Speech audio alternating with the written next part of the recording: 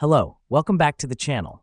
Today, we're diving right into the world of Zoho Project, specifically focusing on how to perform earned value analysis.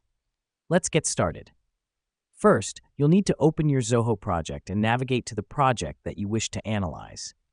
This is crucial because earned value analysis gives us a way to quantify performance and progress in numerical terms, which can be a game changer in project management.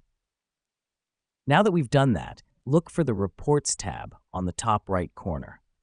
Click on it and select Earned Value Analysis from the drop-down menu. The reason we do this is because this is where Zoho Projects houses the heart of its analysis tools. Once you're in the Earned Value Analysis section, you'll see a chart and a series of numbers. Don't worry, it's not as complex as it seems. This is where the magic happens. Zoho Project will have calculated the earned value metrics for you, taking into account the budget, actual cost, and the value of work done.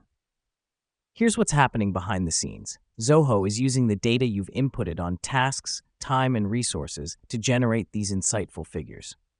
Next up, you'll need to interpret the results. The three metrics you'll focus on are schedule variance, SV, cost variance, CV, and schedule performance index, SPI. These figures tell you how much over or under budget your project is and how far ahead or behind schedule you are.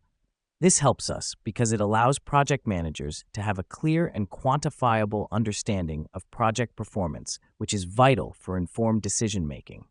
Finally, make it a habit to regularly check these metrics. Changes over time can indicate emerging trends or issues that need addressing. Now let me explain why this matters. Regular analysis allows you to react swiftly to changes, ensuring your project stays on track and within budget. And there you have it, a quick, easy guide on how to perform earned value analysis in Zoho Project. Remember, keeping an eye on these metrics can truly make a difference to your project's success. Thanks for joining us today, and we'll see you in the next tutorial.